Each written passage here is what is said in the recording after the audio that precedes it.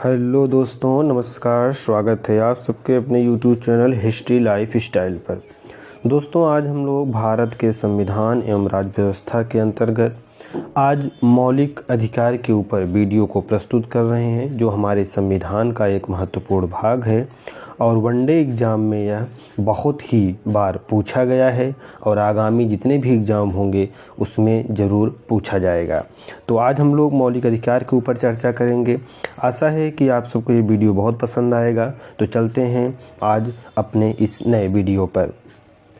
मौलिक अधिकार जो कि संविधान के भाग 3 अनुच्छेद 35 में है, भाग 3 में है और अनुच्छेद 35 में, यानी 12 से लेकर 35 तक मौलिक अधिकार शामिल है। ओके दोस्तों, अब देखते हैं क्या है। मौलिक अधिकार को भारत का मैग्ना कार्टा की संज्ञा दी गई है। मौलिक अधिकार को क्या कहा गया है? आपका मौलिक अधिकार को कहा गया है भारत का मैग्ना कार्टा। मैग्ना कार्टा माने होता है यह एक ऐसा अधिकार पत्र होता है जिसमें किसी देश के नागरिकों के जो स्वतंत्रता दी गई हो, उनको जो मौलिक अधिकार दिया गया है, उसके पत्र को क्या बोला जाता है? Magna carta. यह इंग्लैंड के संविधान से लिया गया शब्द है। यह मूल इसलिए है क्योंकि यह व्यक्ति के बहुमुखी विकास के लिए आवश्यक है। जो हमारा मौलिक अधिकार है, यह किसी व्यक्ति के बहुमुखी विकास माने होता है कि उसका सर्वांगीण विकास हो, उसका राजनीतिक, आर्थिक, सामाजिक, व्यक्तिगत जितने भी क्षेत्र होते हैं उसमें इन लोगों का बराबर का विकास होना आवश्यक है। यह नागरिकों के वैधानिक अधिकार हैं। यह नागरिकों के वैधानिक अधिकार हैं जो राज्य के शोषण से उन्हें सुरक्षा प्रदान करते हैं। यह अधिकांश नकारात्मक श्रेणी के अधिकार हैं क्योंकि यह राज्य को क्या नहीं करना है का दिशा निर्देश देते हैं। मौलिक अधिकारों को सभी नागरिकों के बुनियादी मानव अधिकार के रूप में परिभाषित किया गया है। यह अधिकार जन्म, स्थान, जाति, पंथ या लिंग के भेद के बिना सभी पर लागू होता है। अर्थात जो मौलिक अधिकार दिया गया है ये भारत के सभी नागरिकों को समान रूप से दिया गया है। इसमें किसी स्थान, किसी जाति या लिंग के बारे में कोई भेदभाव नहीं किया गया है। ऊंच नीच या उच्च वर्ग के या निम्न वर्ग के ऐसे लोगों पर यह कोई अंतर नहीं करता है। ये जो मौलिक अधिकार हैं ये विशिष्ट प्रतिबंधों के अधीन उच्च न्यायालय और उच्चतम न्यायालय के द्वारा लागू होते हैं। यदि आपके मौलिक अधिकार का हनन किया जाता है तो आप उच्च न्यायालय और उच्चतम न्यायालय की शरण ले सकते हैं। वहाँ से आपके मौलिक अधिकारों को रक्षा की जाएगी। साधारण कानूनी अधिकारों को सुरक्षा देने और लागू करने के लिए साधारण कानूनों का सहारा लिया जाता है। वहीं मौलिक अधिकारों की गारंटी और उनकी सुरक्षा स्वयं संविधान करता है। इस बात को आप लोग ध्यान रखिएगा। सामान्य अधिकार को संसद कानून बनाकर परिवर्तित कर सकती है, परंतु मौलिक अधिकार में परिवर्तन के लिए संविधान में संशोधन करना पड़ता है। सरकार का कोई भी अंग मौलिक अधिकार के विरुद्ध कोई कार्य नहीं कर सकता है। ठीक है ना। अब राष्ट्रपति जो होता है वह मौलिक अधिकारों को निलंबित कर सकता है। निलंबित माने कि जो राष्ट्रपति महोदय होते हैं वे मौलिक अधिकार को ख़त्म कर सकते हैं या न्यून कर सकते हैं या कुछ समय के लिए प्रतिबंधित कर सकते हैं। ऐसा कब होता है? जब किसी विशेष परिस्थिति में ऐसा किया जाता है। अनुच्छेद 358 और अनुच्छेद 359 के अंतर्गत हालांकि अनुच्छेद 20 और अनुच्छेद 21 किसी भी परिस्थिति में निलंबित नहीं होता है। जो अनुच्छेद 20 है और जो अनुच्छेद 21 है इसको आप चाहे राष्ट्रपति महोदय ही हों वे किसी भी रूप से इसको हटा नहीं सकते हैं। अनुच्छेद 19 के अधीन अधिकार केवल युद्ध या बाह्य आक्रमण के आधार पर घोषित आपातकाल के दौरान निलंबित होंगे, परंतु सशस्त्र विद्रोह के आधार पर घोषित आपातकाल में समाप्त नहीं होगा। ठीक है ना। अब मौलिक अधिकार असीमित नहीं है। मतलब ये मत सोचिए कि अगर मुझे मौलिक अधिकार संविधान के द्वारा दिया गया है तो मैं चाहे जो कार्य कर सकता हूँ, ऐसा भी नहीं है। और राज्य जो है इन पर युक्ति संगत माने होता है न्यायपूर्वक, प्रतिबंध माने होता है रोक, प्रतिबंध लगा सकता है। प्रारंभ में मौलिक अधिकारों के 7 वर्ग थे। सबसे शुरुआत में मौलिक अधिकार हमें कितने प्राप्त थे? 7। इस बात को ध्यान रखिए कि एग्जाम में बार बार पूछा जाता है। परंतु संपत्ति के अधिकार के समाप्त होने से, यानी जो कि कब समाप्त हुआ? 44वें संविधान संशोधन 1978 के द्वारा समाप्त होने के बाद यह 6 वर्ग में विभाजित रह गया है। अब कौन से 6 वर्ग हैं उसको हम अभी आगे डिस्कस करेंगे। फिर देखिए मौलिक अधिकार जो है, निम्न अनुच्छेदों के अंतर्गत विदेशियों को भी मौलिक अधिकार की सुरक्षा प्राप्त है। अब सोचिए कि हम भारत के नागरिक के अलावा जो यहाँ के विदेशी नागरिक हैं उनको भी मौलिक अधिकार की सुरक्षा दी गई है। कौन कौन सा अधिकार दिया गया है? अनुच्छेद 14, 20, 21, 22, 23, 24, 25, 26, 27, 28, यानी 20 से लेकर 28 तक जितने भी मौलिक अधिकार हैं वे दोनों लोगों को प्राप्त हैं, भारतीयों को भी प्राप्त है और हम लोगों को भी प्राप्त है, विदेशियों को भी प्राप्त है। मौलिक अधिकारों को 6 वर्गों में विभाजित किया गया है। अब कौन कौन से 6 वर्ग हैं? पहला है समता संबंधी अधिकार। समता माने होता है समानता का अधिकार, बराबरी का अधिकार। ये किसमें दिया है? अनुच्छेद 14 से 18 के बीच। इस बात को ध्यान रखिएगा। जो पहला अधिकार है वो क्या है? बराबरी का अधिकार है, समता संबंधी अधिकार है, जो कि अनुच्छेद 14 से 18 के बीच है। दूसरा है स्वतंत्रता संबंधी अधिकार, जो कि अनुच्छेद 19 से 20 के अंतर्गत आता है। तीसरा है शोषण के विरुद्ध अधिकार, जो कि अनुच्छेद 23 से 24 के अंतर्गत आता है। चौथा है धार्मिक स्वतंत्रता, जो कि अनुच्छेद 25 से 28 के अंतर्गत आता है। Okay friends. पांचवा आपका है सांस्कृतिक एवं शिक्षा संबंधी अधिकार, अनुच्छेद 29 से 30। ये आपका 5वां मौलिक अधिकार है। और 6ठा मौलिक अधिकार है संवैधानिक उपचार का अधिकार। संवैधानिक उपचार का अधिकार अनुच्छेद 32। अब अनुच्छेद 12 क्या कहता है, इसको हम अब हर एक मौलिक अधिकारों को विस्तृत देखेंगे। अनुच्छेद 12 में कहा गया है कि जो राज्य है उसकी परिभाषा दिया गया है। इसमें क्या परिभाषा दिया गया है?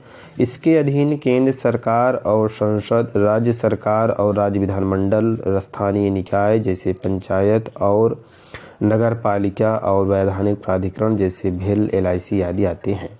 अनुच्छेद 13 क्या कहता है? यदि कोई कानून या नियम, परंपरा, आदेश मौलिक अधिकारों का उल्लंघन करता है तो वह कानून या नियम मान्य नहीं होगा।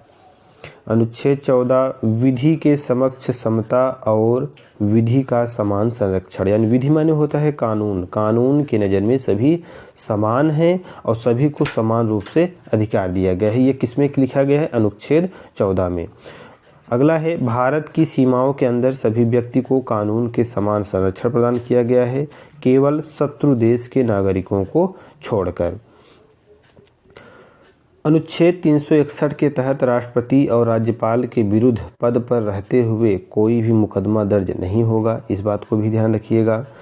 उनके पद पर रहते हुए इनकी गिरफ्तारी या कारावास की प्रक्रिया भी नहीं प्रारंभ की जा सकती है। संसद में या राज्य के विधानमंडल या उसकी किसी समिति में सांसद अनुच्छेद 105 या विधायक अनुच्छेद 194 द्वारा कही गई बात या किसी मत के संबंध में न्यायालय में कोई कार्रवाई नहीं की जाएगी। तो ये जो सारी चीज़ें हैं ये आपके इतने लोगों को इन मौलिक अधिकारों से मुक्ति प्राप्त है। अनुच्छेद 15 क्या कहता है? अनुच्छेद 15 कहता है कि लिंग, धर्म या जाति के आधार पर या जन्म स्थान के आधार पर किसी के साथ भेदभाव नहीं किया जाएगा। ठीक है ना? ये हमारा अनुच्छेद 15 कहता है, जिसमें कहा गया है जैसे कि मान लीजिए कोई भी ऐसा सार्वजनिक स्थान है जो कि राज्य के पैसे से बनाया गया है या मनोरंजन केंद्र हो, तो वहाँ पर किसी भी प्रकार का भेदभाव नहीं होगा। कुएं हो, तालाब हो या स्नान घाट हो आदि में निःशुल्क प्रवेश के संबंध में सभी को अधिकार होगा। यह अधिकार न केवल राज्य वरन निजी व्यक्तियों के द्वारा विभेद को निषेध करता है। अगला अनुच्छेद है अनुच्छेद 15 का 4। इसमें क्या बताया गया है? शिक्षण संस्थाओं में जिसमें गैर सरकारी व गैर अनुदान प्राप्त भी सम्मिलित हैं, अन्य पिछड़ा वर्ग, अनुसूचित जात, अनुसूचित जनजाति को भी शामिल किया गया है। ये कब शामिल किया गया था इसको भी आप लोग ध्यान रखिए। 93वें संविधान संशोधन 2005 के द्वारा इसमें इसको शामिल किया गया। नागरिक अधिकार आंदोलन 1955-1968 में अफ्रीकी अमेरिकी नागरिकों ने समान अधिकारों को मांग और नस्लीय अधिकार। अनुच्छेद 16 कहता है सार्वजनिक सेवाओं में सभी नागरिकों को अवसर की समानता होगी। परंतु जो राज्य है वह पिछड़े वर्ग के लिए नियुक्तियों में आरक्षण की व्यवस्था कर सकता है। यही अनुच्छेद 16 जो है, यही जो है ओबीसी, एससी, एसटी को जो हमें संविधान में आरक्षण प्रदान किया गया है, इसी मौलिक अधिकार के तहत किया गया है, जिसको ख़त्म नहीं किया जा सकता है। आगे दिया है, अगला अनुच्छेद है आपका 14 जनवरी 2019 से 103वां संविधान संशोधन अधिनियम द्वारा सामान्य वर्ग के आर्थिक रूप से पिछड़ों को 10% आरक्षण दिया गया, जिसको आप लोग ईडब्ल्यूएस समझते हैं। जो ईडब्ल्यूएस का आरक्षण है वह इसी के तहत दिया गया है। अनुच्छेद 17 क्या कहता है? अनुच्छेद 17 कहता है कि अस्पृश्यता का निषेध। अस्पृश्यता माने होता है छुआछूत। अब समाज में छुआछूत को पूरी तरह से बंद कर दिया गया है। यह अधिकार निजी व्यक्ति और राज्य को दायित्व देता है कि वह इस अधिकार के हनन को रोकने के लिए जरूरी कदम उठाए। अनुच्छेद 17 छुआछूत को पूरी तरह से बंद करता है। अनुच्छेद 18 उपाधियों की समाप्ति करता है। यह कहता है अब किसी भी प्रकार के किसी भी लोग को कोई भी उपाधि प्रदान नहीं की जाएगी। वे चाहे जिस कैटेगरी को हों, उनको किसी भी प्रकार की उपाधि बिल्कुल नहीं प्रदान की जाएगी। इस अनुच्छेद के आधार पर उपाधियों को प्रतिबंधित किया गया है। भारत रत्न, पद्म विभूषण, पद्म भूषण आदि उपाधियों को इस श्रेणी से बाहर रखा गया है। अगला है अनुच्छेद 19 जो कि स्वतंत्रता का अधिकार है। इसमें क्या स्वतंत्रता का अधिकार है? इसके अंतर्गत 1976 तक 7 उपबंध आते थे, परंतु 1978 में 44वें संविधान संशोधन से संपत्ति के अधिकार को अब समाप्त कर दिया गया है। अब संपत्ति का अधिकार केवल कानूनी अधिकार रह गया है, जो कहाँ पे है? अनुच्छेद 300 का में है। अनुच्छेद 20 क्या कहता है? अपराधों के लिए दोष सिद्धि के संदर्भ में संरक्षण। यानी कोई व्यक्ति जो अपराधी है वह अपराधी है, तो इस दोष को सिद्ध करने के लिए उसके ऊपर कोई दबाव नहीं डाला जा सकता, उसको टार्चर नहीं किया जा सकता। ये अनुच्छेद 20 के अंतर्गत कहा गया है। और एक महत्वपूर्ण नोट है कि संविधान संशोधन 44वां 1978 द्वारा प्रावधान किया गया है कि यह अनुच्छेद आपातकाल में भी समाप्त नहीं होगा।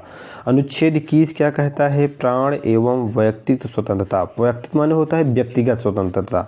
व्यक्तिगत स्वतंत्रता जो होता है, जैसे आपके निजता का अधिकार हुआ, स्वास्थ्य का अधिकार हुआ, सूचना का अधिकार हुआ, प्रदूषित रहित जल वायु में जीने का अधिकार हुआ, विदेश यात्रा करने का अधिकार हुआ, तो ये आपके अनुच्छेद 21 के अंतर्गत रखा गया है। डॉक्टर BR अम्बेडकर ने ही इस अनुच्छेद को संविधान की रीढ़ कहा है। क्या कहा है इस अनुच्छेद को? संविधान की रीढ़। शिक्षा का जो मूल अधिकार है, जिसमें 6 से 14 वर्ष के बालकों के लिए अनुच्छेद 21 क में सम्मिलित किया गया है, यह भी एक प्रकार का अधिकार है।